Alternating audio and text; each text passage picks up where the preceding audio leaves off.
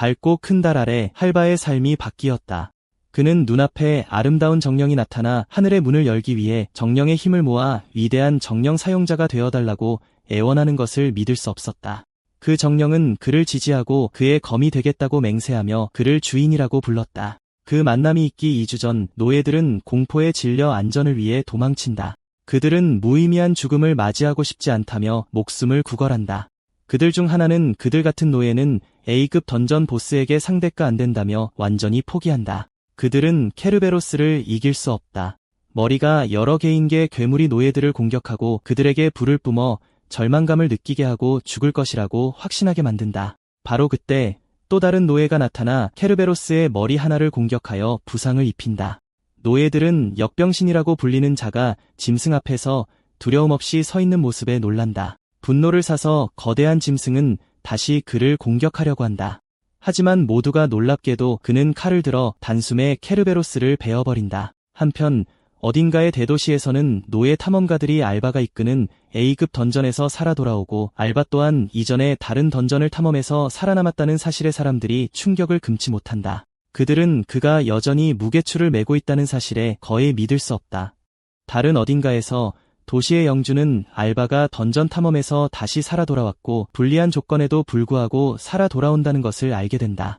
알바가 도시를 돌아다니자 사람들이 그에게 토마토를 던지고 거리를 걸을 때 야유를 보낸다. 술집에서 술을 마시던 상인은 A급 던전을 정리한 사람에게 사람들이 왜 감사할 줄 모르는지 궁금해하며 이를 목격한다. 한 노인이 끼어들어 알바는 범죄자와 창녀의 아들이라 사람들이 그를 야유한다고 말한다. 그는 알바의 아버지가 과거에 도시의 귀족이었지만 어느 날 반역하여 자신의 땅을 공격한다고 덧붙인다. 그의 사병은 모든 것을 찢어발기고 하룻밤 사이에 도시를 파괴하고 눈에 보이는 모든 사람을 죽인다. 사람들은 그를 잡으려고 하지만 그는 이미 사라졌지만 그들의 증오는 사라지지 않고 누군가가 비난을 받아야 한다. 이 때문에 어린 알바는 귀족들의 분노를 받고 부모의 죄에 대한 비난을 받는다. 노인은 마을 사람들이 끔찍한 사람들이라는 데 동의하지만 알바 덕분에 던전 탐험으로 얻는 행운 덕분에 도시가 번성한다고 말한다. 하지만 사람들은 여전히 그의 부모의 죄 때문에 젊은이가 괴물의 손에 죽기를 바란다. 그는 도시와 그 사람들은 모두 썩어빠졌고 알바와 한 소녀가 노예가 된 지 6년이 되었다고 덧붙인다.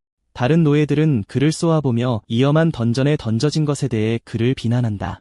조용히 알바는 어쨌든 죽을 것이기 때문에 더 이상 그들을 끌어내리지 않을 것이라고 약속한다. 돌이켜보면 그는 어렸을 때부터 장난감 취급을 받아왔다. 그는 9살 때 약한 고블린 2마리와 싸웠던 것을 기억한다. 그는 이기지만 온통 상처투성이이고 그의 상태는 던전 문에 있는 사람들에게 기쁨을 가져다준다. 그들은 그가 죽지 않고 큰 고통과 불행을 겪도록 한다. 그들은 그의 아버지를 대신하여 그를 괴롭히고 그가 확실히 죽을 곳에서 싸우게 하지만 그는 계속 살아남는다. 그는 삶에 매달리고 살아남는다. 결국 수많은 전투를 치른 후 그는 그들이 쉽게 죽일 수 없는 존재가 되고 이는 마을 사람들을 좌절하게 만든다. 그의 감방에서 알바는 간수에게 음식을 요구하지만 간수는 음식을 주지 않아 5일 동안 아무것도 먹지 못하게 된다고 주장한다. 알바는 굶주리지만 목에 있는 마법 목걸이 때문에 도망칠 수 없어 아무것도 할 수 없다. 조만간 그들의 계략이 그를 죽일 것이고 그는 오래 살지 못할 것이다. 나중에 그는 다시 던전에 들어가 모든 힘을 다해 또 다른 짐승과 싸운다. 다른 노예들은 두려움에 떨고 그는 괴물의 공격을 막아 다른 사람들을 보호한다. 그는 날것의 힘으로 유명한 엄청난 힘을 가진 종인 검은 미노타우루스와 싸우고 있다. 상대를 이기기 위해 그는 속도를 이용하여 미노타우루스를 발로 차 움직이지 못하게 만든다. 노예들은 보통 20명의 엘리트 모험가가 정리해야 하는 A급 던전에서 그가 혼자 버티고 있다는 사실에 놀란다. 하지만 알바는 굶주리기 시작했고 거의 힘이 남아있지 않다.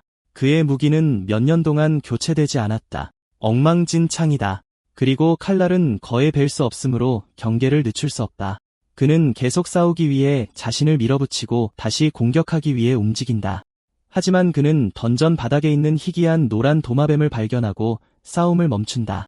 그는 자신에게 집중해야 하고 도마뱀은 중요하지 않다고 말하며 결국 미노타우루스로부터 그저 파충류를 보호하려고 한다. 알바는 너무 경솔하게 행동하고 가치 없는 도마뱀을 보호한 것에 대해 자신을 꾸짖는다. 그는 상황을 이용하여 미노타우루스의 다리를 공격하여 심각한 부상을 입힌다. 남은 힘으로 칼을 짐승에게 휘둘러 완전히 전멸시킨다. 노예들은 모두 어리빠져 알바가 가치없는 도마뱀을 보호하면서 미노타우루스를 이겼다는 사실을 믿을 수 없다.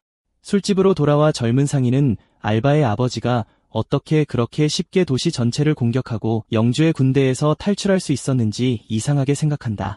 노인은 알바의 아버지가 하룻밤 사이에 특별한 힘을 얻어 전설적인 정령 사용자가 되었다는 소문을 말해준다. 한편 알바는 도마뱀과 예상치 못한 동맹을 맺고 그의 삶이 완전히 바뀌었다는 것을 알지 못한다.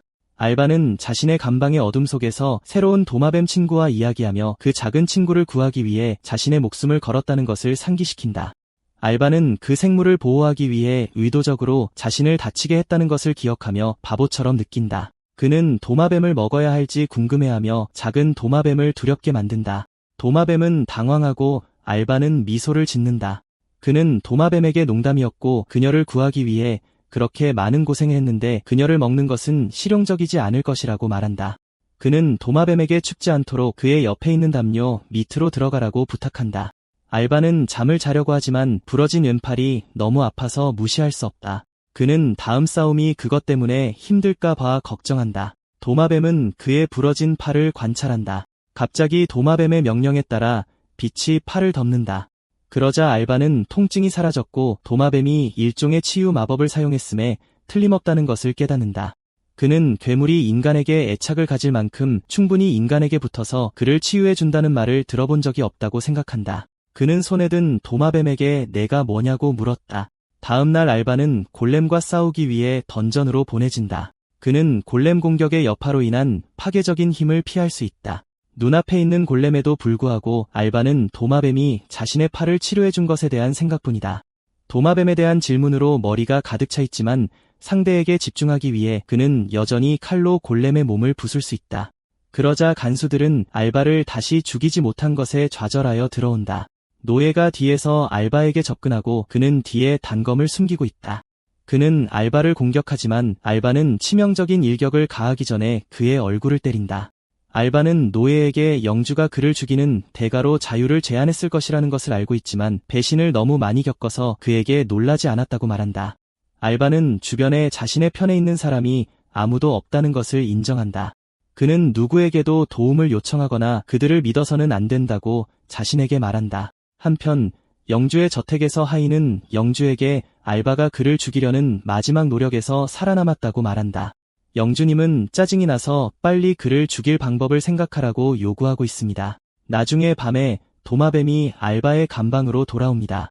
그 남자는 왜 그 생물을 구했는지 계속 자문합니다. 그녀는 인간이 아니기 때문에 배신하지 않을 것이라고 깨닫습니다. 그는 만나고 싶은 유일한 인간은 아버지뿐이라고 생각합니다.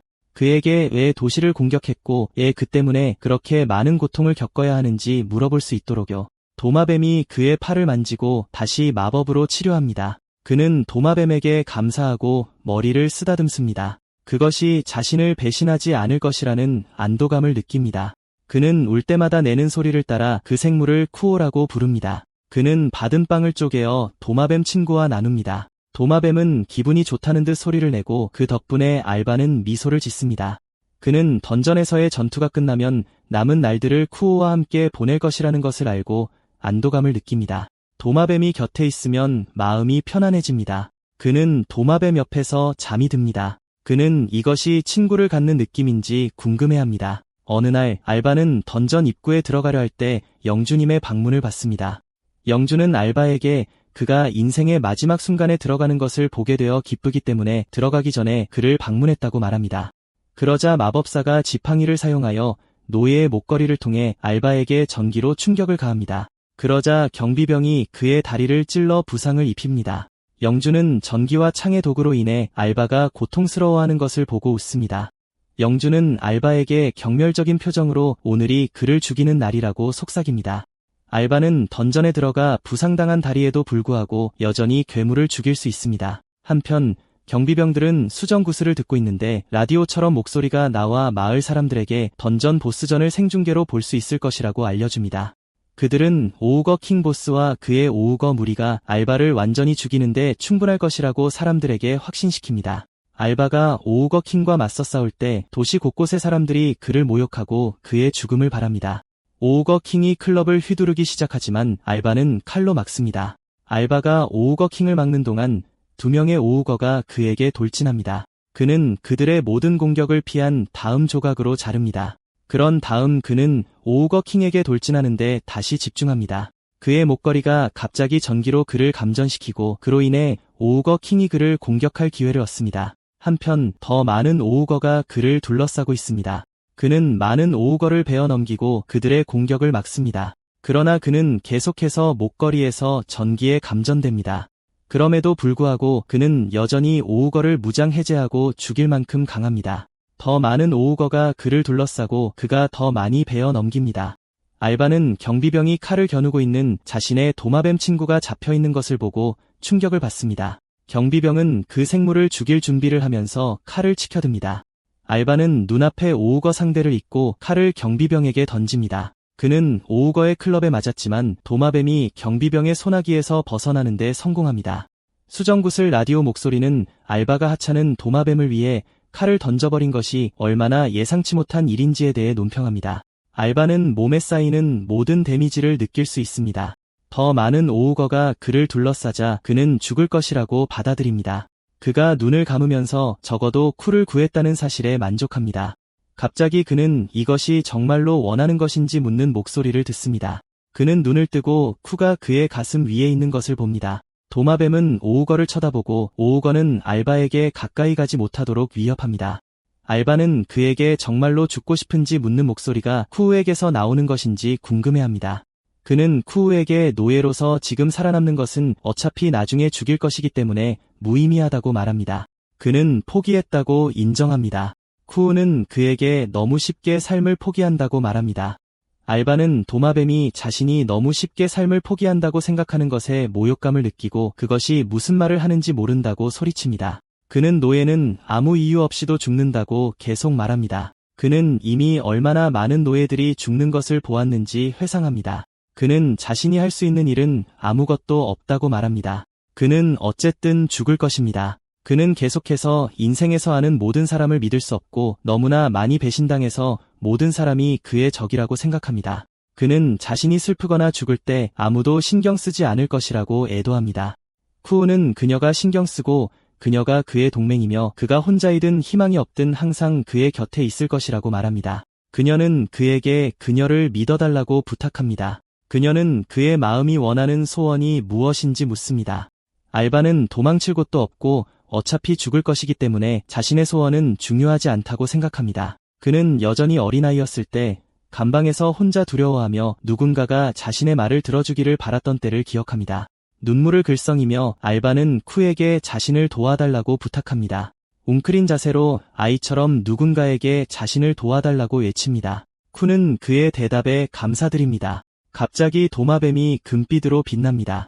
알바의 목에 목걸이가 나타납니다. 쿠는 그들의 계약이 방금 봉인되었다고 말합니다. 도마뱀은 머리에 뿔이 있고 등에 용날개가 달린 금발의 인간 여성으로 변합니다. 쿠는 알바에게 천국으로 가는 길을 제공한다고 말합니다. 알바는 그녀가 쿠라는 것을 믿을 수 없어 여신 같은 여인을 바라봅니다.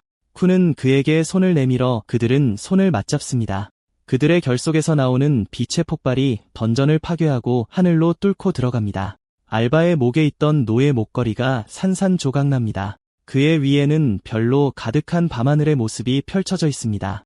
쿠는 그에게 자신이 정령이며 이대한 정령 사용자가 되기 위해 다른 정령들을 모아야 한다고 말합니다. 그녀는 몸과 영혼으로 그의 검이 되어주겠다고 약속합니다. 알바에게 그녀는 밝은 달빛처럼 보입니다. 쿠우는 마법으로 알바의 상처를 치유합니다.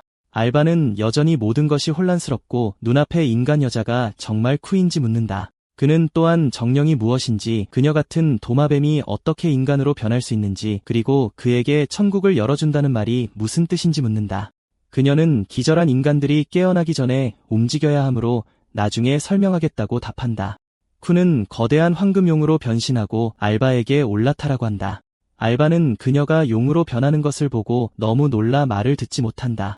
그녀는 그가 처음부터 자신을 용으로 알고 있었는데 왜 그렇게 충격을 받았는지 이해하지 못한다. 그녀는 입으로 그 남자를 들어 올려 자신의 등에 태운다. 그러고 나서 날개를 사용하여 공중에 떠올라 밤하늘로 날아간다. 강한 바람이 그를 스쳐 지나갈 때 알바는 매달린다.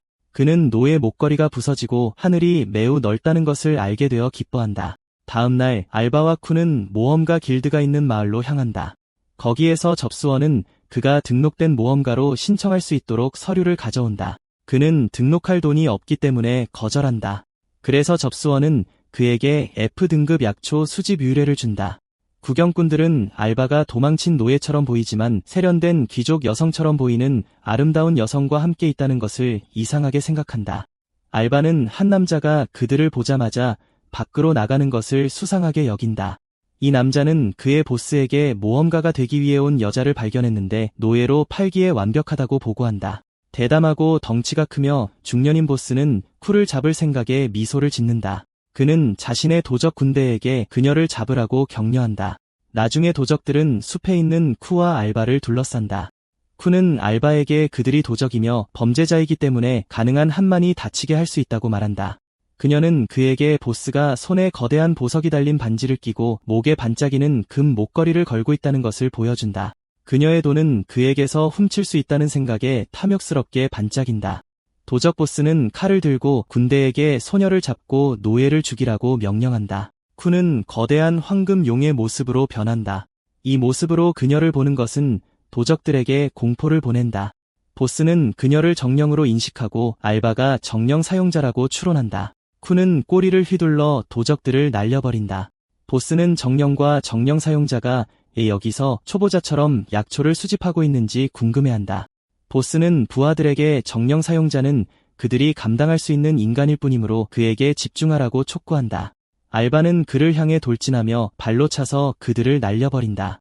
알바는 그들이 자신의 약초를 훔치려고 한다고 생각하고 그만두라고 한다. 한편 쿤은 입을 벌리고 가벼운 숨결 공격을 충전한다.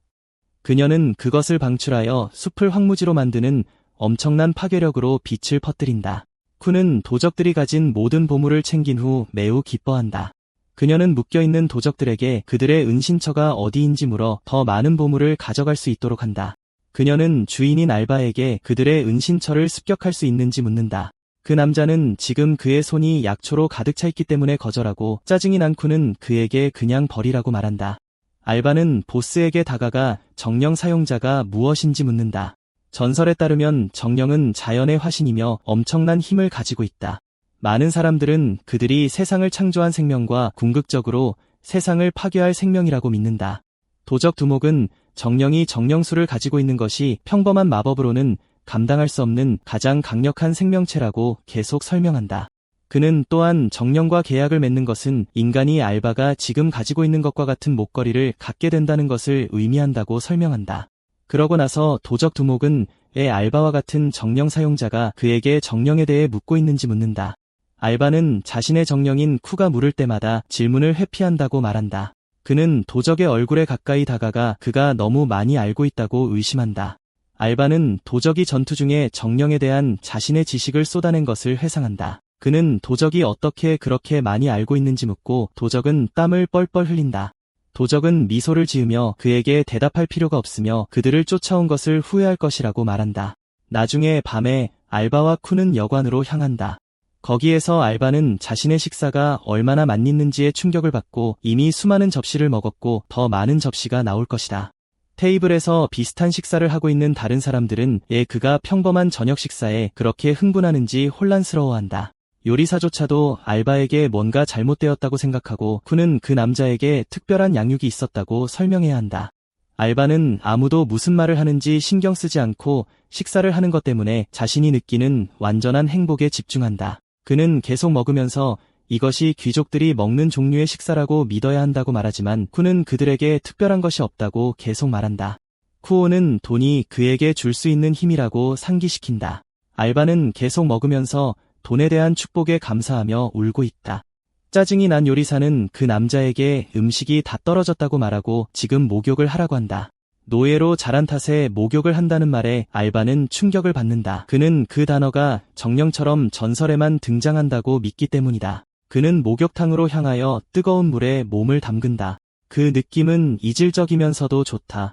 쿠오는 몸에 수건만 두른 채 그에게 다가가 등을 씻어주겠다고 제안한다. 알바는 왜 그녀가 묻는지 이해하지 못하지만 진행하도록 허락한다.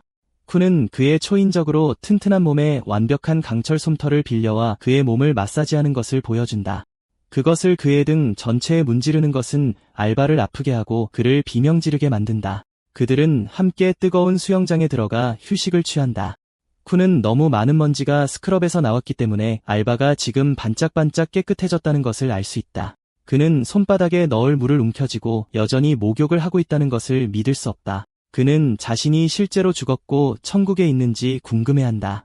그는 물에 비친 자신의 모습을 보고 하루 종일 자신이 보낸 날과 얼마나 다른지 깊이 생각한다. 그는 다시는 노예로서의 옛 삶으로 돌아갈 수 없을 것 같다고 말하고 그녀는 미소를 지으며 그녀가 다시는 그 삶으로 돌아가지 않도록 할 것이기 때문에 그렇게 생각해도 괜찮다고 말한다. 그녀는 그의 새로운 삶을 보물과 돈의 힘 덕분이라고 생각한다.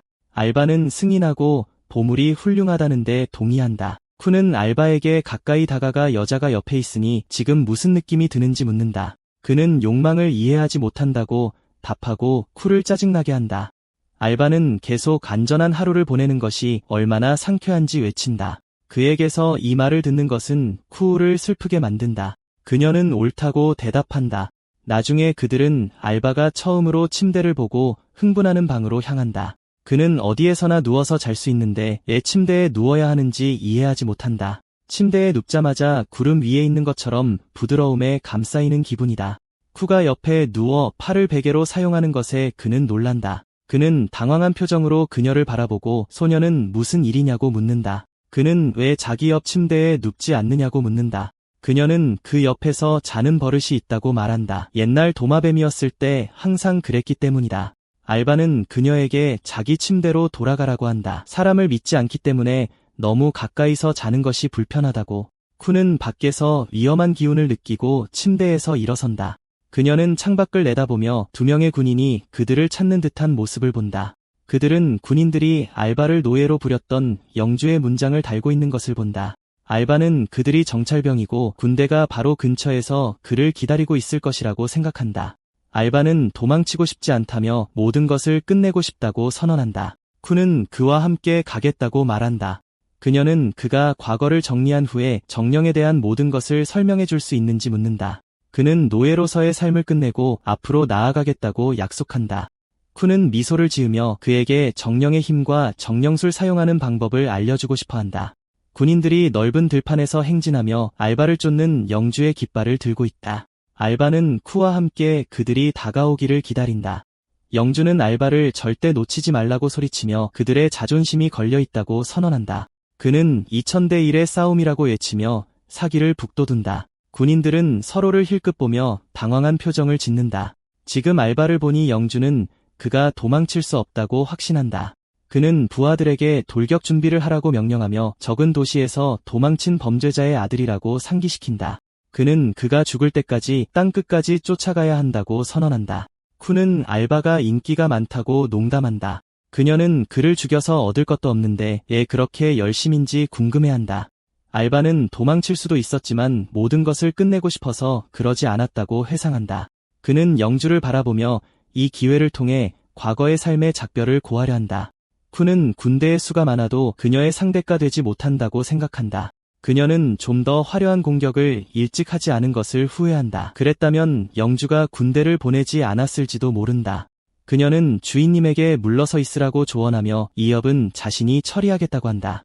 알바는 2000명의 군인을 바라보며 두렵지 않지만 영주가 더 많은 군인을 보내지 않은 것에 실망했다고 말한다. 영주의 명령에 따라 군대는 전 노예를 향해 돌격한다. 알바도 마법으로 빛나는 손을 들고 그들을 향해 달려간다. 며칠 전 쿠는 정령술이 어떻게 작용하는지 설명하기 시작했다. 그녀는 정령이 정령술을 사용하기 때문에 가장 강하다고 말했다. 알바는 쿠가 폭발하는 빛을 사용했던 것과 그것이 얼마나 강력했는지 회상했다. 쿠는 정령이 정령 에너지를 사용하여 정령술을 수행한다고 상세히 설명했다. 인간 정령 사용자는 계약한 정령으로부터 정령 에너지를 받아 전투에서 정령술을 사용할 수도 있다. 알바가 쿠의 손에서 빛을 받는 동안 그녀는 전투에서 정령 사용자의 세 가지 역할을 설명했다. 사용자는 마나로 정령을 강화하고 사용자는 마나와 정령 에너지를 제어하고 지원자는 정령술로 전투를 돕는다. 그녀는 정령은 정령 에너지를 생성하지만 인간은 만화를 생성한다고 설명했다. 그런 다음 그녀는 그에게 처음 2가지 규칙은 있고 군대와 싸울 때 3번째 규칙에 집중하라고 말했다. 지금은 정령술만으로도 충분할 것이기 때문이다. 그녀는 그가 정령술을 사용하여 적을 짓밟기를 바랐다.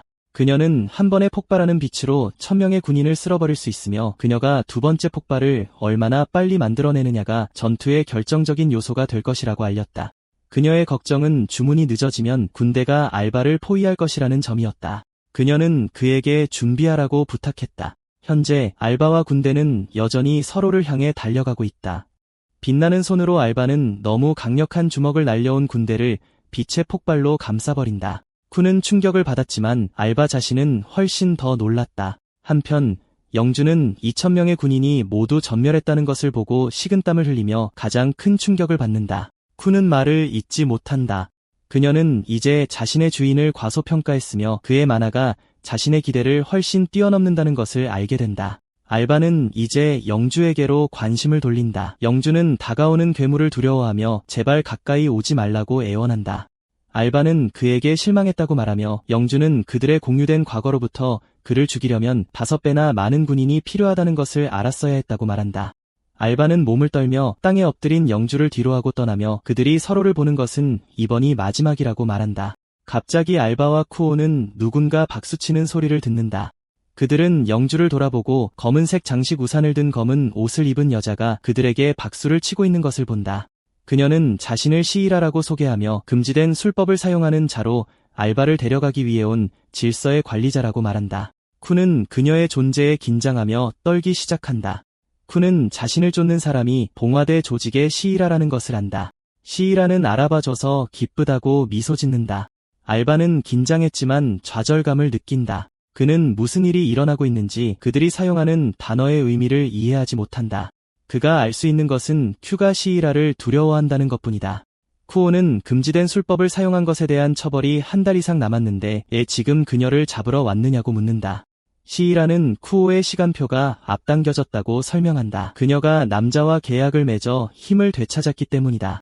알바는 그들의 대화를 이해하지 못하지만 그 처벌은 쿠오가 도마뱀에서 인간으로 변한 것과 관련이 있다는 것을 추론한다. 쿠오는 주인님에게 상황을 설명할 수 있도록 10분만 달라고 간청한다. 알바는 그녀가 정령에 대한 모든 것을 설명해주겠다는 약속을 기억한다. 시이라는 위반자의 요청을 들어줄 수 없으며 쿠오를 즉시 이송해야 한다고 말한다. 쿤은 이것은 불공평하다고 항의하고 이에 시이라 옆에 있던 켄타우로스가 그녀를 때린다. 알바는 그녀가 쓰러지는 것을 붙잡는다. 켄타우로스는 쿠에게 훈계하며 그녀에게는 운명을 선택할 권리가 없다고 말한다. 분노한 알바는 쿠오를 보호하기 위해 앞으로 나선다. 그는 침입자들이 누구인지 알려달라고 요구하며 그들의 대화를 따라갈 수 없는 것에 대한 좌절감을 드러내면서도 쿠오를 다치게 한 것을 용서하지 않겠다고 맹세한다. 그는 켄타우로스에게 가까이 다가가 감히 싸움을 걸라고 도발한다. 켄타우로스는 알바에게 분수를 알라고 경고하며 언제든 그의 목을 비틀어 버릴 수 있다고 협박한다. 시이라는 끼어들어 켄타우로스에게야말로 분수를 알아야 한다고 말한다. 날카로운 눈빛으로 그녀는 그에게 자신이 독단적으로 행동할 권한을 준 적이 없다고 상기시킨다. 켄타우로스는 즉시 알바에게서 물러나 시이라의 곁으로 돌아간다. 정중하게 세라는 쿠우에게 선택권을 줍니다. 혼자 그들과 함께 가거나 알바를 데려가게 하라고요. 쿠우는 그녀의 주인을 자신의 문제에 끌어들일 수 없으니 혼자 가야 한다고 대답합니다. 그녀가 떠나려고 하자 알바가 그녀의 팔을 잡습니다. 쿠우는 미소를 지으며 그를 돌아보고 함께한 짧은 시간에 대해 감사 인사를 전합니다. 세라가 손가락을 튕기자 그녀, 쿠우, 그리고 켄타우로스가 사라지고 알바는 들판에 혼자 남게 됩니다. 알바는 하늘에 소리치며 쿠우가 어디 있는지 알려달라고 합니다. 그는 하루 종일 자신의 정령을 찾아다니며 산과 마을에서 만나는 모든 사람들에게 쿠우, 정령 또는 모닥불 단체에 대해 아는 것이 있는지 묻습니다. 그가 질문하는 사람 중 누구도 그가 무슨 말을 하는지 전혀 모릅니다. 그는 밤늦게까지 마을 거리를 걷다가 그와 쿠우가 전에 머물렀던 여관에 도착합니다. 그는 테이블 중 하나에 앉아 진전이 없는 것과 다음에 무엇을 해야 할지 전혀 감이 잡히지 않는 것에 절망합니다. 웨이트리스가 그가 전에 주문했던 것과 똑같은 스테이크를 가져다 줍니다. 그는 한이 빼어 물지만 이번에는 아무런 즐거움을 느끼지 못하고 왜 그런지 이해하지 못합니다. 근처 테이블에 있던 한 여자가 그가 무엇을 찾고 있는지 묻습니다. 알바는 그녀가 누구냐고 묻습니다. 그 여자는 그에게 정령 사용자로서 아직 새내기인데 건방지다며 계약한 정령을 구하고 싶냐고 묻습니다. 흥미를 느낀 그는 그녀가 아는 것이 무엇인지 묻습니다. 그 여자는 머리에 뿔이 있는 것으로 밝혀지고 자신을 그와 같은 목표를 공유하는 정령인 유리스라고 소개합니다. 알바는 유리스에게 쿠우도 구하고 싶다는 뜻이냐고 묻습니다. 그 여자는 쿠우라는 이름의 몸서리를 치며 그녀의 허락 없이 여동생에게 이름을 지어주는 것은 무례하다고 말합니다. 알바는 충격을 받고 그녀가 정말 쿠우의 여동생인지 묻습니다. 갑자기 유리스는 쿠우와 혈연 관계는 없지만 쿠우의 친언니라고 주장하며 눈을 마주치지 못합니다. 그녀는 얼굴을 붉히며 쿠우와 같은 고향 출신이기 때문에 쿠우의 친언니 같은 존재라고 소리칩니다. 그녀는 계속해서 그녀의 여동생에 대한 사랑 때문에 그녀의 여동생이 곤경에 처해 있다는 것을 바로 감지했다고 말합니다. 알바는 아무 말도 하지 않지만 그 여자가 이상하다고 생각합니다. 유리스는 의자에서 일어나 그에게 중요한 것은 그들의 목표가 일치한다는 것이라고 말합니다. 그러고 나서 유리스는 큐가 처벌을 받아야 하고 이는 그녀가 위험에 처해 있다는 것을 의미한다고 설명합니다. 그녀는 정령 미궁, 공허의 문은 정령들이 거주하는 영역이라고 설명합니다. 그곳은 세계에서 가장 강한 정령들이 한 곳에 집중되어 있는 던전입니다. 그녀는 그에게 쿠가 거기에 던져졌을 것이라고 말합니다. 그는 금지된 기술을 행한 자들은 가장 혹독한 던전을 겪는다고 계속 말합니다. 그녀는 그에게 쿠베를 구하고 싶다면 그녀의 처벌에 끌려갈 것이라고 경고합니다. 그녀는 그에게 그녀를 구하는데 전념할 것인지 묻습니다. 유리스는 그의 손이 떨리는 것을 봅니다. 그녀는 이것을 그가 너무 무서워서 대답하지 못하는 것으로 해석하고 작별 인사를 합니다. 알바는 그를 다시 불러서 선택권을 받는 호사를 누리는데 익숙하지 않아서 잠깐 멈췄을 뿐이라고 말합니다. 그는 쿠를 구할 것이라고 대답합니다. 그는 길이 지옥으로 이어진다 해도 그가 스스로 선택한 지옥이라면 여전히 따라갈 것이라고 선언합니다. 그의 단호한 눈빛에 유리스는 오싹함을 느낍니다. 그녀는 그에게 한 번 더 그녀를 도울 것인지 묻고 그는 그럴 것이라고 말합니다. 유리스는 갑자기 세라를 불러옵니다. 그들 뒤에는 유리스가 나타나 차를 마시며 소리치지 말라고 합니다. 유리스는 그들이 쿠를 봐야 한다고 주장합니다. 세라는 쿠와 계약을 맺은 알바와 손을 잡았으니 쿠를 볼 수 있는 요건이 충족됐다고 말합니다. 그녀는 계속해서 그들이 그녀를 보기 전에 아직 해야 할 일이 하나 더 있다고 말합니다. 유리스는 그녀가 무슨 뜻인지 궁금해합니다. 그러자 세라는 음식을 가리키며 다 먹지 않고 가는 것은 무례하다고 말합니다. 유리스가 그녀에게 말하듯이 그녀는 그런 것에 신경 쓰지 않습니다. 알바는 망설임 없이 음식을 다 먹습니다. 알바가 식사를 마치자마자 새는 손가락을 튕깁니다. 눈 깜짝할 사이에 그들 셋 모두 벽에 화려한 크리스탈로 가득 찬 동굴로 이동합니다. 세라가 두 사람을 정령 미궁에 온 것을 환영합니다. 세라는 기적, 부, 힘, 그리고 웅대한 야망이 실현되는 곳으로 정령 미궁을 과장합니다. 그녀는 알바와 유리스에게 속죄의 길이라고 불리는 범죄자들만을 위해 예약된 특별한 던전으로 가는 길을 보여줍니다. 참을성 없는 유리스는 그녀에게 소개는 그만하고 앞으로 나아가게 해달라고 소리칩니다. 그러자 그녀는 알바에게 그 길을 여행하면서 설명해 줄 것이라고 말합니다. 미소를 지으며 세라는 그들에게 잘 지내라고 말하고 사라집니다. 알바와 유러스는 그 길을 달려갑니다. 유러스는 그들의 주된 목표는 쿠우를 따라잡기 위해 미궁의 10층을 돌파하는 것이라고 설명합니다. 그러고 나서 그녀는 그에게 그녀의 손을 잡으라고 요청합니다. 알바는 왜 그런지 모르고 그가 길을 잃을 것이라고 생각하는지 묻고 그 여자를 짜증나게 합니다. 그는 그녀에게 손을 내밀고 그러자 그들은 빛을 내며 달려갑니다. 유리스는 마법을 외우고 알바의 목걸이를 빛나게 합니다. 그는 이제 목걸이에 빨간색으로 칠해진 새로운 것과 함께 다이아몬드 중앙 장식품이 하나 대신 두 개가 있다는 것을 알게 됩니다. 유리스는 그것이 그가 두 번째 계약을 거쳤다는 것을 상징한다고 말합니다. 알바는 펜던트가 무엇을 의미하는지 묻고 그것에 대해 아무것도 모르는 유리스를 놀라게 합니다. 알바는 둘러보고 그들이 두 개의 크리스탈 골렘을 마주치는 것을 봅니다. 유리스는 그들의 계약을 통해 그가 그녀의 힘을 얻었다는 것을 알려줍니다. 그녀는 괴물에게 달려듭니다. 마법으로 그녀는 그녀의 손에 스파이크가 달린 금속 곤봉을 나타나게 합니다. 그녀가 점프해서 내려오면서 그녀는 그녀의 무기로 골렘을 조각으로 파괴합니다. 그녀는 알바에게 그것이 정령 사용자의 의무이기 때문에 그녀를 사용해야 한다고 말합니다. 그는 그녀에게 이제 이해한다고 말합니다. 나중에 그들은 두 번째 층으로 향하고 그곳에서 날사자를 만납니다. 알바는 공격할 차례라고 보고 짐승에게 달려듭니다.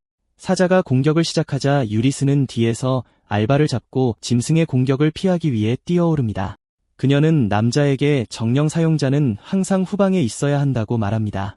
유리스는 몬스터에게 달려들어 곤봉을 휘둘러 물리치며 그녀의 정령 사용자에게 공격은 항상 정령이 할 것이라고 말합니다.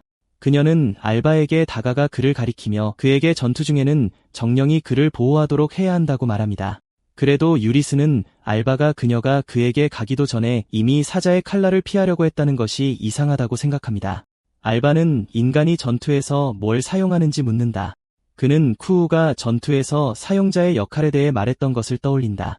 주리스는 지금 가장 중요한 것은 그가 그녀에게 만화를 제공하는 것이라고 상기시킨다.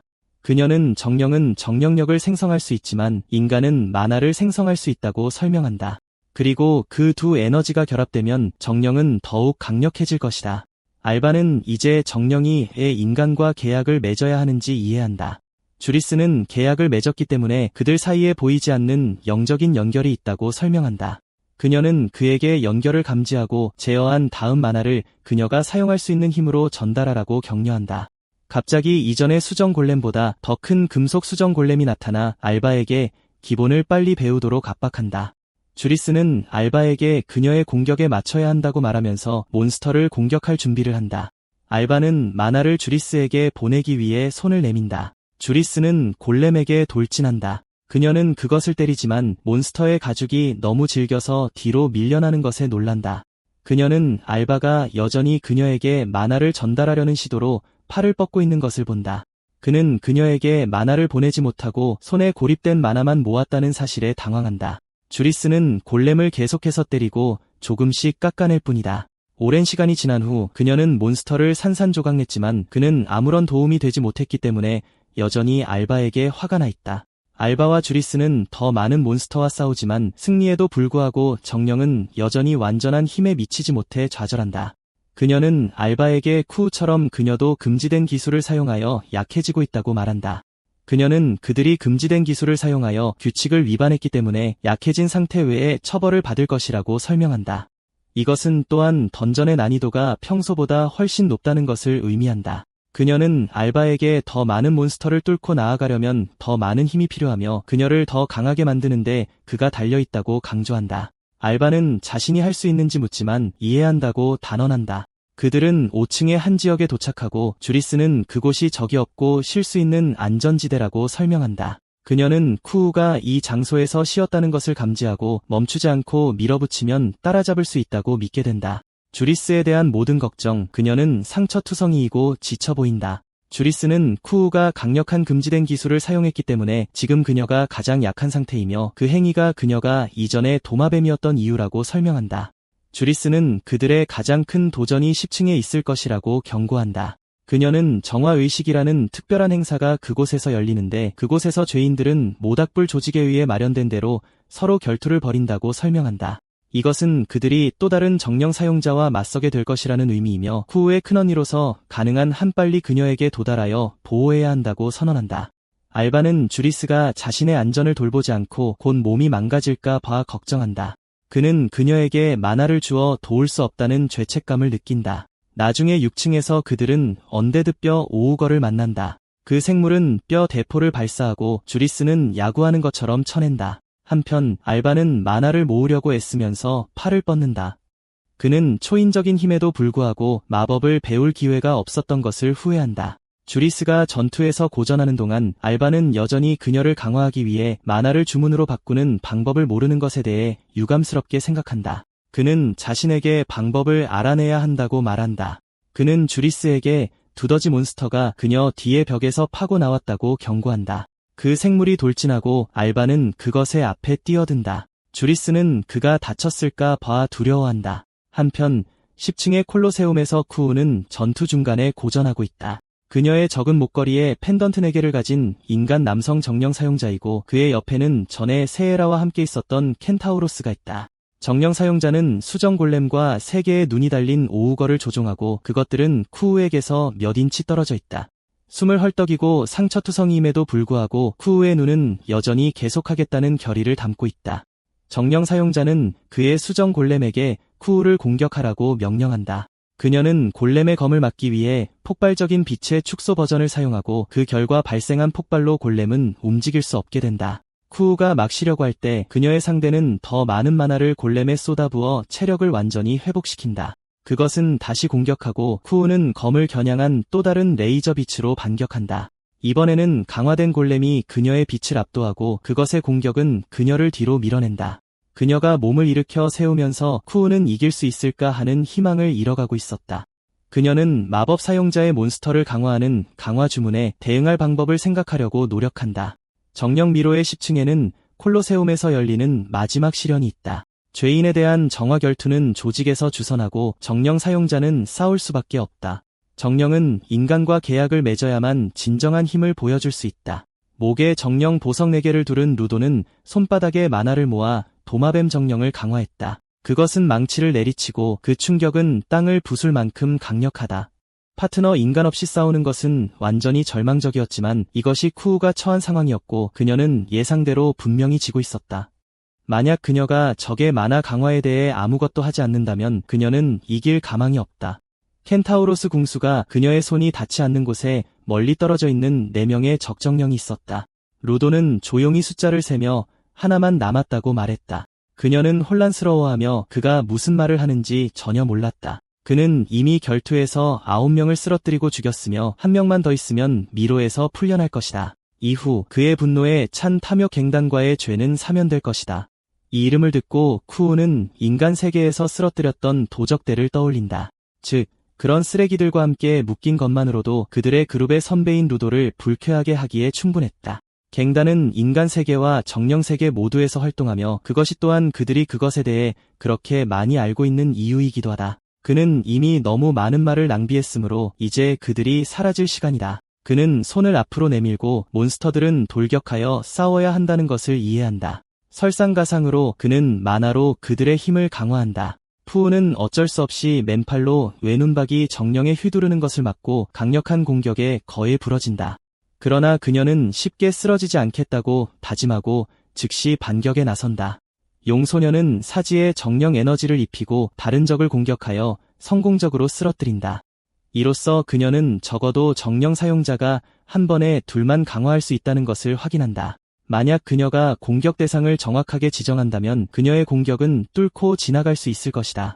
켄타우로스는 그녀가 다른 정령들을 하나씩 쓰러뜨리기 시작하는 것을 지켜봤다. 자신에게 만족하고 있음에도 불구하고 그것은 모두 쓸모없는 노력일 뿐이었다.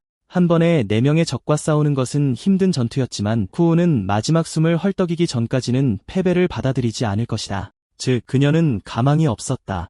도마뱀은 그녀가 정신이 팔린 동안 가까이 다가오는 데 성공한다. 그래서 그녀는 팔짱을 끼고 눈부신 빛의 폭발을 일으킵니다. 적들이 날아가는 동안 그녀는 다시 균형을 잡고 목표물을 향해 몸을 날립니다. 목을 꽉 잡고 정령은 단단한 땅에 내던져집니다. 하지만 켄타우로스는 이미 그녀를 향해 화살을 겨누고 있었습니다. 번개 화살이 목표물을 향해 발사되어 그녀의 몸을 꿰뚫습니다.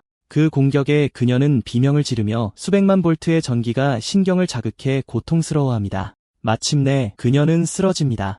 루도는 부하들에게 그녀를 완전히 제거하고 끝내라고 명령합니다. 그녀는 여전히 떨면서 저항하려고 하지만 외눈박이는 곤봉을 들어 그녀를 산산조각 내려고 합니다.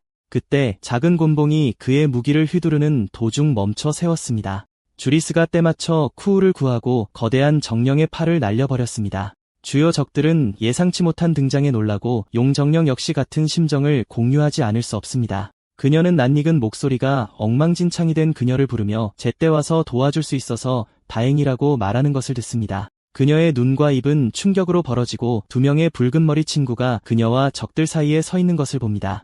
사라진 지 하루가 지났기 때문에 그들은 웃는 얼굴로 그녀에게 잘 지냈는지 묻습니다. 믿기 힘든 현실이었고 그녀는 처음에는 의심하기까지 했습니다. 그녀의 주인은 마침내 노예 생활에서 해방되었고 오랜 세월 끝에 자유를 얻었습니다. 그런데 왜 그렇게 위험한 일을 하려고 할까요? 고개를 들어 알바는 음식이 맛있었다고 말합니다. 그녀와 함께 나눈 첫 식사는 잊을 수 없었고 그는 그 느낌을 그리워합니다. 그래서 그는 친구를 다시 점심 식사에 초대하러 왔습니다. 그게 전부이고 그는 그것만으로도 충분한 이유라고 생각합니다. 어둠 속의 빛처럼 그의 말과 존재는 그녀의 눈을 눈물로 빛나게 합니다. 루도는 그들의 감상적이고 어리석은 재회에 시간을 낭비할 수 없어 만화 강화를 사용합니다. 결국 그 어떤 인간도 정령에게 맞설 힘을 가질 수 없을 것입니다.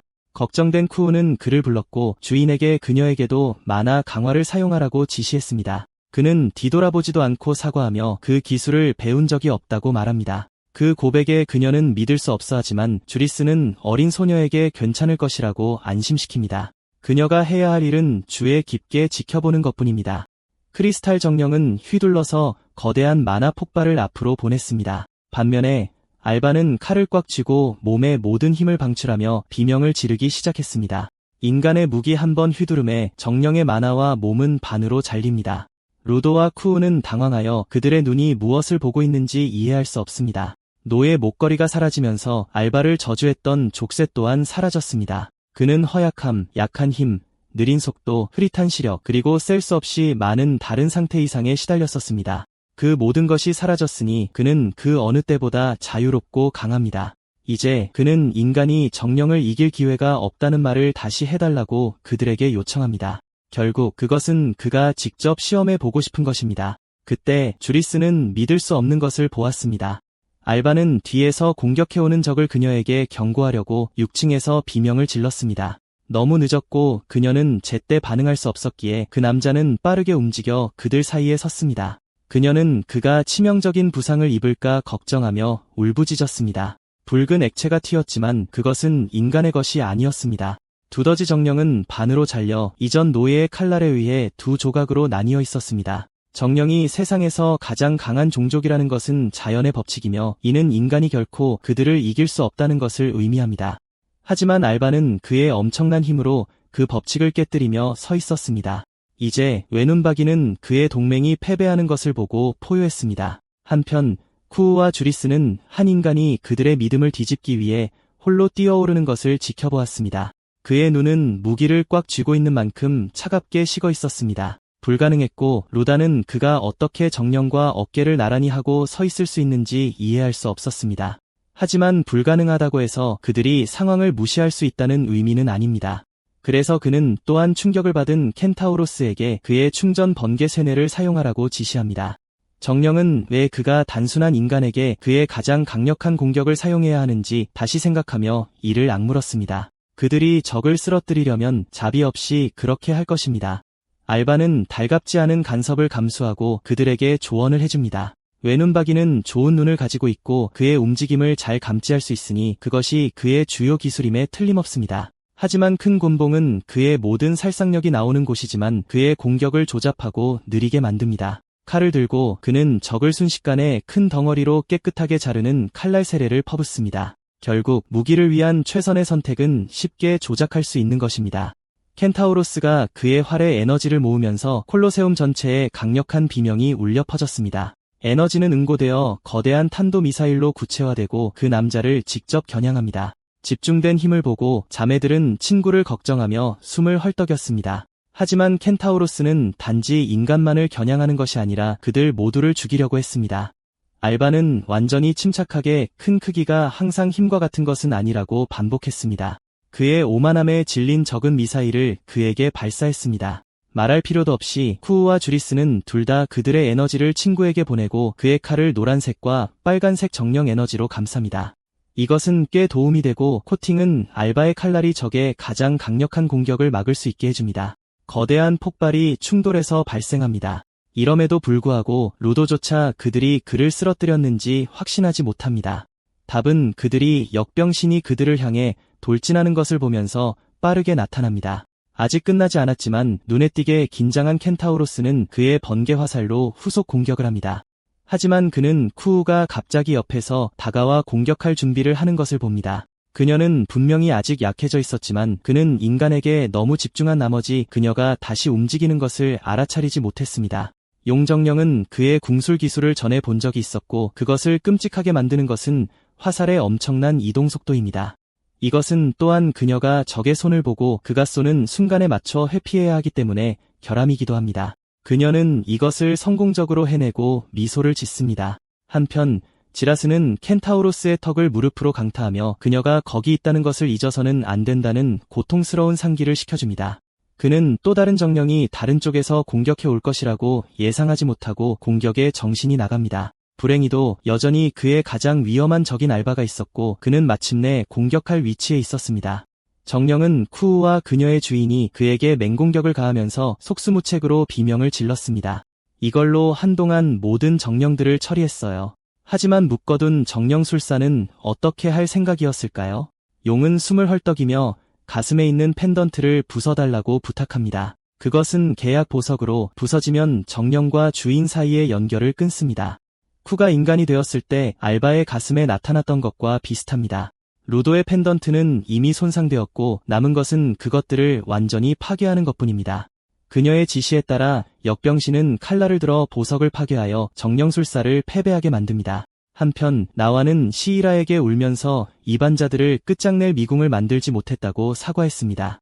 관리자는 그들의 역할은 속죄의 장소를 만드는 것이지 이반자들을 물리치는 것이 아니라고 말합니다. 사실 더 큰 문제는 그녀가 그것을 이해하지 못한다는 것입니다. 무엇보다도 냉정한 보스는 그녀가 하지 않는 중요한 일이 있다고 말합니다. 그 꾸짖음의 소녀는 걱정으로 창백해지고 정확히 무엇인지 묻습니다. 다행히도 시라는 그녀의 삐뚤어진 넥타이에 대해 이야기하고 있었고 그녀는 스스로 고칩니다. 계속해서 그들은 정령을 물리치고 전에 보지 못했던 발에 대해 이야기합니다. 기대 이상이 아니라 심지어 비정상적인 상황이라고도 할 수 있습니다. 이상하게도 관리자는 자신의 직업에도 불구하고 그것에 대해 행복해하는 것 같습니다. 그녀는 상식이 깨지는 것을 느끼며 재미있게 웃습니다. 그들은 수백 년 동안 기다렸고 너무나 오랫동안 기다려서 어지러워졌습니다. 어린 3인조의 등장으로 마침내 반대자를 죽일 기회가 있을지도 모릅니다. 이것으로 슈라는 나와를 초대하여 그녀와 함께 시대가 움직이기 시작하는 소리를 즐기자고 합니다. 콜로세움에서의 마지막 시련이 끝나자 목소리가 그들이 훌륭한 일을 했다고 칭찬합니다. 시이라가 나타나 속죄의 길을 정복한 것에 대해 그들을 훌륭하다고 생각했습니다. 그녀의 목적은 빈정거리는 말을 하는 것이 아니라 그녀의 부활을 그들에게 소개하는 것이었습니다.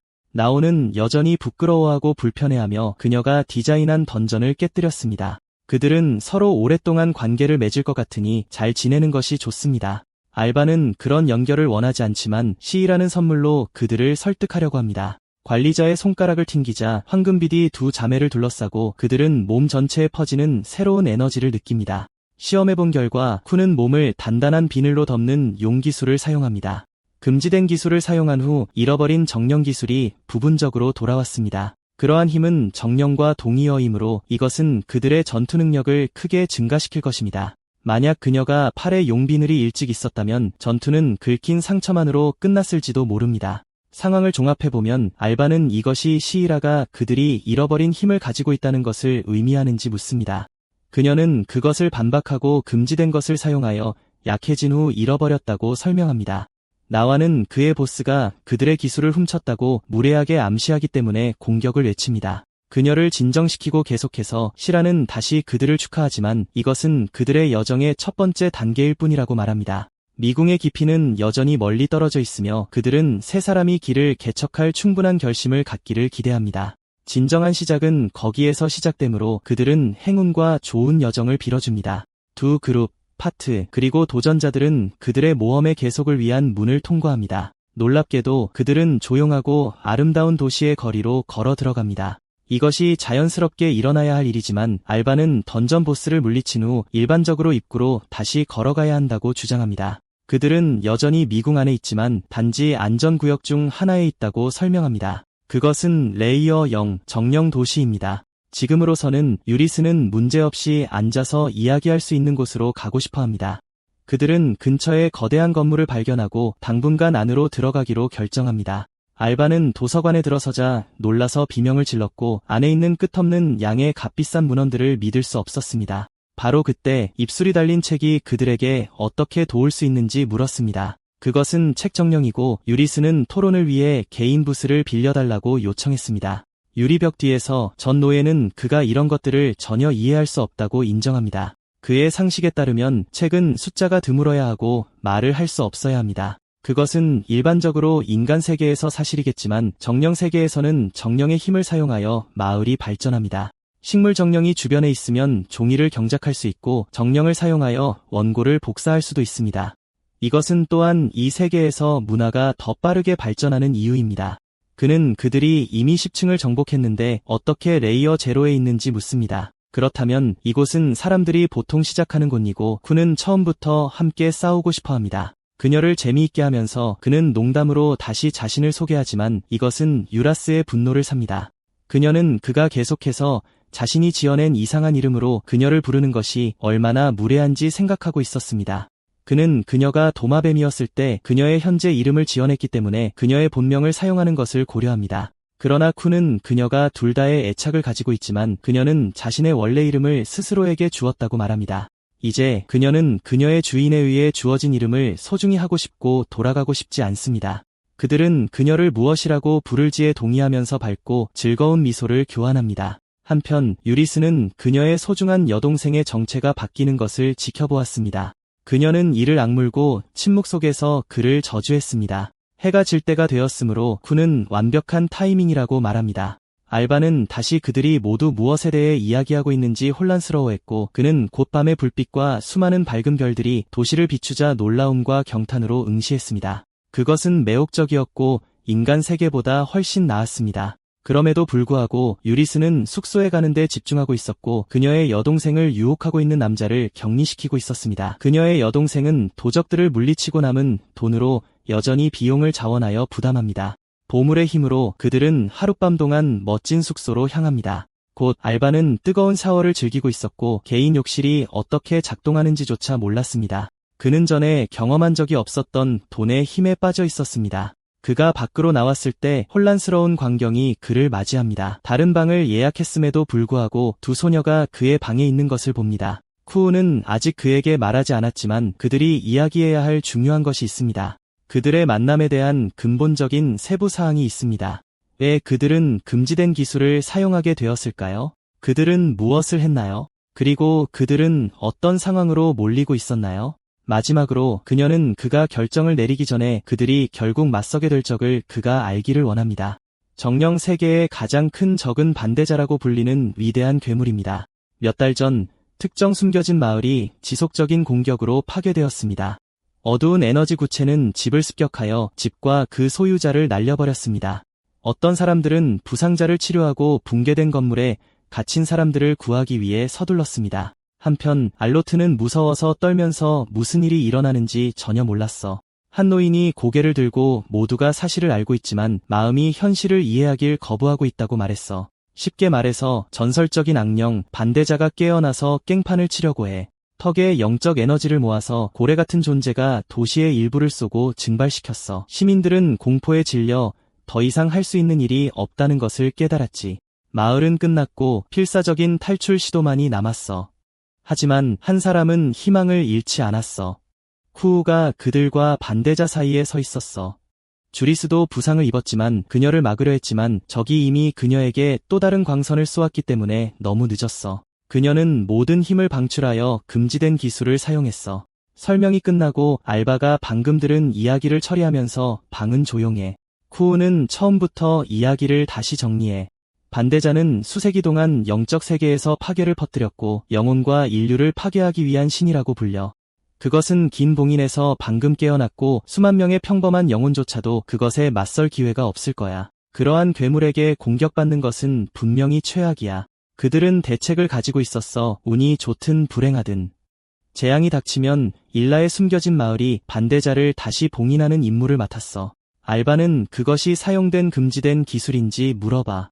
혼자서 전부 봉인하는 것은 너무 큰 위협이기 때문에 약간 달라. 특별한 자질을 가진 영혼은 악신을 감금하고 그들을 봉인 무녀라고 불러. 마을은 그것에 재능이 있는 사람들을 모아서 미래를 위해 그들의 힘을 길렀어. 믿을 수 없겠지만 주리스는 실제로 신사 무녀 후보야. 그녀는 그의 반응에 있는 회의론과 의심의 모욕감을 느껴 그의 깃을 잡아. 그렇다면 괴물을 물리칠 준비가 가장 잘된 마을이 왜 결국 졌을까? 그것은 아픈 부분이지만 간단히 말해서 그 모든 준비는 부적절했어. 반대로 반대자는 예상보다 강했어. 살아있는 사람은 아무도 그 진정한 힘을 몰랐기 때문이야. 그것은 모든 신사무녀의 힘을 합친 것과는 다른 차원에 있었어. 일방적인 날뛰기가 계속되는 동안 마을을 위기에서 구한 것은 쿠우의 금지된 기술이었어. 분위기가 다시 차갑고 뻣뻣해.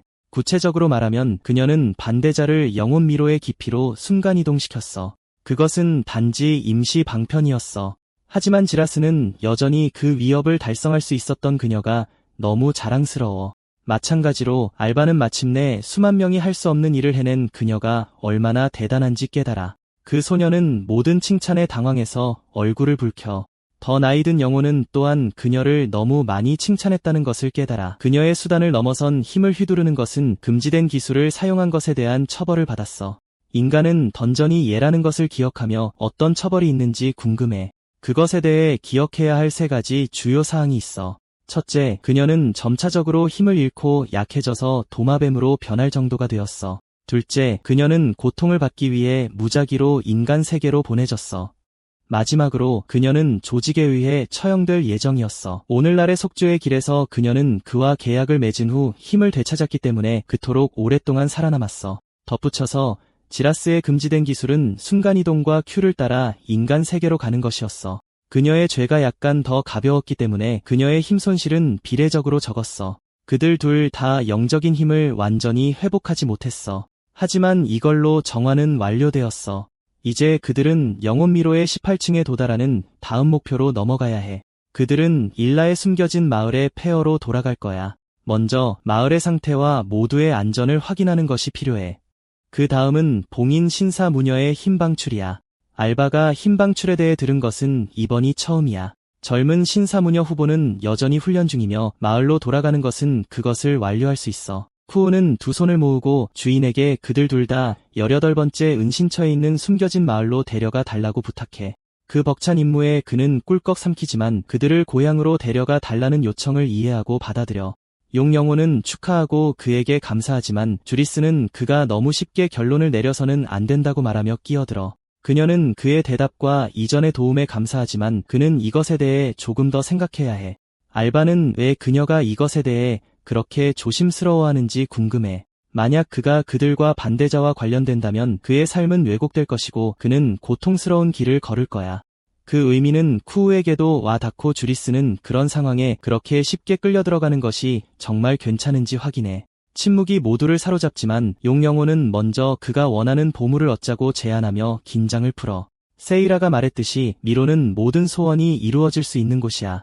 영혼 유물은 다양한 기적을 일으킬 수 있으며 대부분의 영혼 미로 탐험가의 목표야. 그 모든 것을 말하면서 그들은 미로에서 그의 욕망과 소원이 무엇인지 물어봐. 그는 예상치 못한 질문에 놀라고 대답하기 전에 시간이 좀 걸려. 다음 날 그는 갑자기 가져야 할 소원을 여전히 생각하면서 도시의 벤치에 혼자 앉아 있었어. 그는 인생의 대부분을 노예로 보냈기 때문에 인간으로서 자유나 권리가 없었어. 어느 날 쿠우가 그를 구했고 그런 삶에서 그를 해방시켰어. 이제 그는 만족하며 한숨을 쉬어. 자유 이상의 원하는 것은 없고 소원은 그에게는 너무 과분해. 어젯밤 그는 평범한 인간은 결코 만질 수 없는 불을 제안받았지만 그는 관심이 없었어. 도시를 걸어 다니면서 그는 일련의 계단을 올라가서 꼭대기에 도착하여 전체 지역의 웅장한 경치를 보게 돼. 그는 그런 아름다운 풍경을 본 적이 없어. 여행하고 싶다는 소원이 솟아오르지만 만약 그가 그렇게 말한다면 스스로에게 거짓말을 하는 것일 거야. 그는 반대자와 아무런 관계가 없으며 계속해서 쿠우와 다른 사람들을 따를 수 없어. 그는 아무것도 없었고 심지어 꿈조차 찾을 수 없었어. 그 순간이 그의 정점이었어. 바로 그때 누군가가 느림보라고 소리치는 큰 목소리가 들렸어. 그는 혼란스러워하며 돌아보고 누군가가 레스토랑이 그를 얕잡아 보는 것인지 묻는 것을 들어. 다른 손님들은 그가 2분 동안 기다리게 했다고 불평하는 것을 눈에 띄게 귀찮아했어. 벨포드라는 거만한 남자가 웨이트리스에게 소리를 지르고 테이블에 발까지 올려놓았어. 그녀는 사과하고 요리할 시간을 더 달라고 부탁하지만 느리다고 꾸짖음을 받아. 그가 속한 그룹은 나쁜 소문으로 가득 차 있지만 강하고 사악하기로도 악명이 높아. 다른 사람들은 관여하기를 거부하고 억지로 고개를 숙인 가엾은 소녀를 불쌍히 여길 뿐이야. 벨포드는 주변 시선을 느끼고 감히 불평하는 사람이 있는지 소리칩니다. 그러고는 다른 사람들의 음식을 빼앗아 던져버리며 자기가 먹기 전에 먹는 건 건방지다고 말합니다.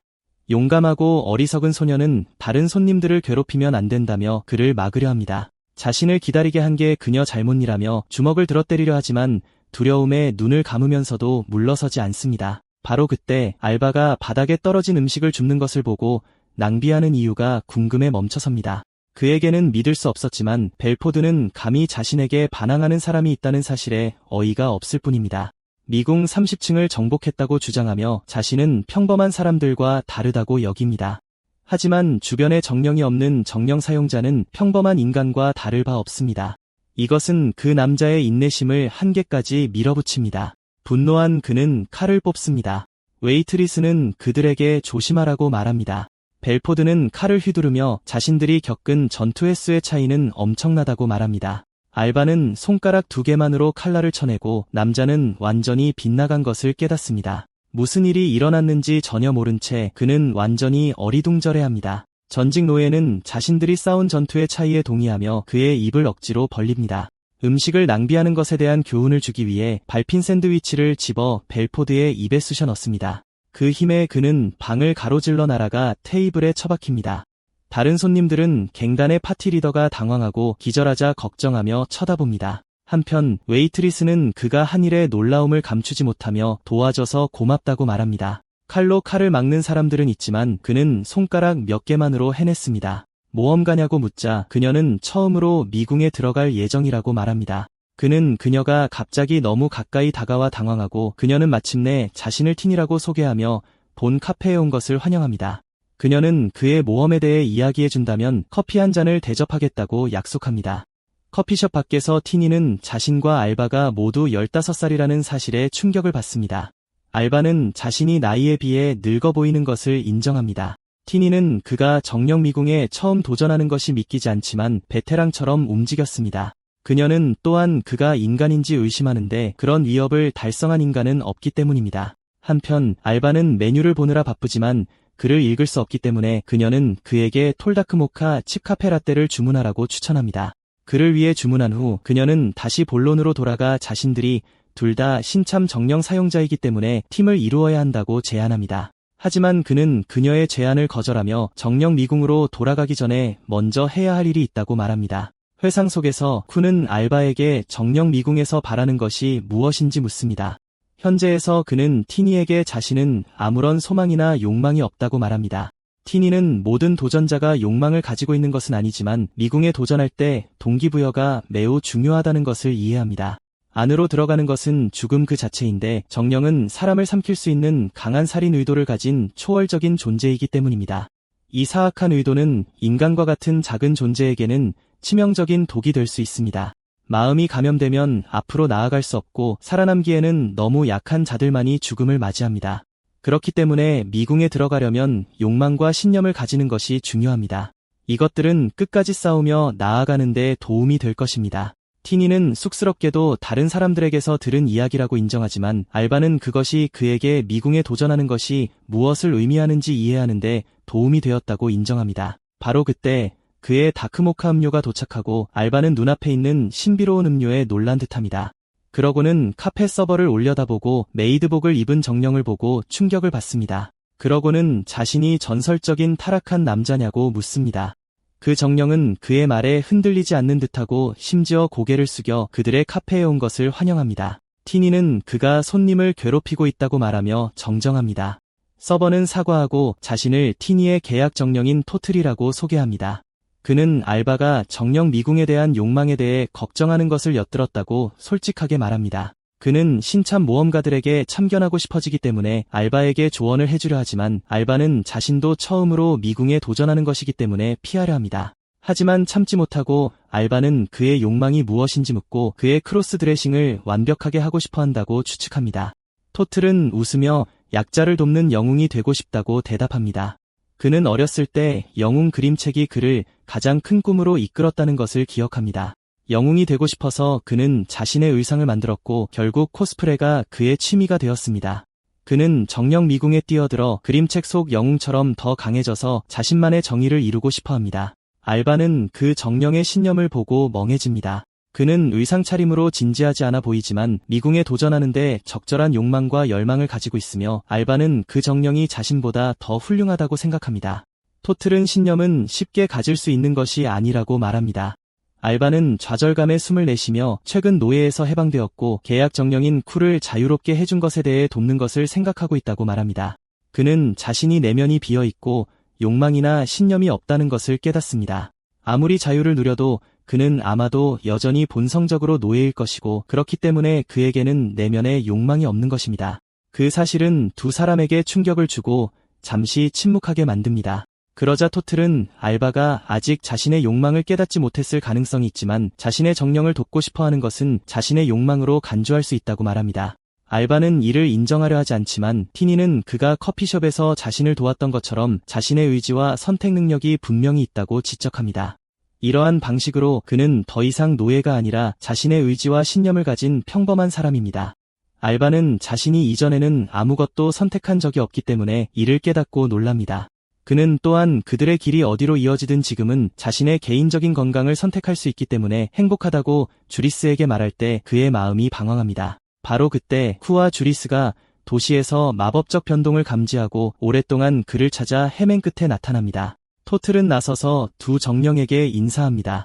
나중에 티니는 알바가 귀찮은 손님으로부터 자신을 구했다고 언급합니다. 그리고 감사의 표시로 그들이 원하는 것을 무엇이든 주문하게 해줍니다.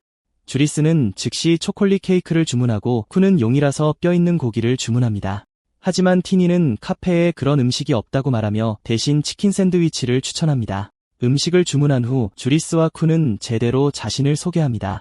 그러자 티니는 자신의 계약 정령은 토틀이라고 말합니다. 두 소녀는 왜 그 정령이 메이드 의상을 입고 있는지 혼란스러워하고 티니는 그 남자가 코스프레 취미가 있어서 카페에서 일하는 동안 그것에 빠져 있다고 설명합니다. 소녀들이 이야기하는데 열중하는 동안 알바는 깊은 생각에 잠겨 자신이 이제 친구가 있고 연결이 무엇을 의미하는지 알게 되었고 자신이 속한 곳을 찾았다는 것을 깨닫습니다. 그는 이 사람들과 함께하기로 선택했고 자신이 소중히 여기는 사람들을 보호하기 위해 모든 것을 할 것입니다. 쿠는 그가 침묵에 빠진 것을 알아차리고 무슨 일이냐고 묻습니다. 알바는 새롭게 깨달은 얼굴로 그녀를 바라보며 자신이 싸워야 할 이유는 그녀와 자신에게 중요한 사람들을 보호하기 위한 것이라는 것을 조용히 인정합니다. 티니는 자신과 알바가 함께 정령 미궁을 정복할 수 있는지 다시 묻습니다. 주리스는 괜찮지만 최종 결정은 알바에게 맡깁니다. 티니는 알바가 아직 자신의 목표를 찾고 있기 때문에 약간 망설입니다. 하지만 놀랍게도 남자는 싸울 이유를 찾았다며 미궁에 도전하겠다고 한다. 거창한 이유는 아니지만 계속 나아가게 하는 무언가를 갖는다는 게 어떤 느낌인지 알게 된 것이다. 세 사람은 그의 갑작스러운 확신에 놀라지만 쿠는 주인을 지지하며 미소 짓는다. 며칠 후 일행은 드디어 정령 미궁 입구에 도착한다. 알바는 건물이 얼마나 기괴한지 놀라워하며 쳐다보기만 해도 압박감을 느낀다. 타이니는 정령 미궁 탑이 정령 도시의 자부심의 상징이라고 말한다. 토틀을 보며 알바는 그가 평소에 메이드 복장을 입지 않았다는 것을 알아챈다. 정령은 취미를 미궁에 가져와서는 안 되며 자신의 힘으로 싸워야 한다고 인정한다. 그렇게 일행은 정령 미궁에 들어가 정령 미궁 모험가 길드의 팀을 등록한다. 등록을 마치면 미궁 입구로 가기 위해 순간 이동 장치를 사용하라고 안내한다. 알바는 순간 이동 장치를 보고 놀란다. 타이니는 그에게 플랫폼에 서면 정령 미궁으로 이동될 것이라고 말한다. 이것은 그가 슈라가 처음 던전에 들어갔을 때 사용했던 방법과 같다는 것을 상기시켜준다. 하지만 이것은 더 엄숙하고 그가 전에 정복했던 일반적인 던전과는 다른 분위기를 풍긴다. 타이니는 이곳이 세계에서 가장 어려운 던전이지만 미궁은 기적을 베풀고 어떤 소원이든 이룰 수 있다고 덧붙인다. 그 대가로 가혹한 시련이 기다리지만 어떤 도전이든 그들은 헤쳐나갈 것이다. 타이니는 그들이 함께 정복할 수 있다고 확신한다. 그렇게 팀은 희망에 가득 차서 미궁에 들어간다. 안으로 발을 내딛자 그들은 그곳이 얼마나 고요하고 조용한지에 놀란다.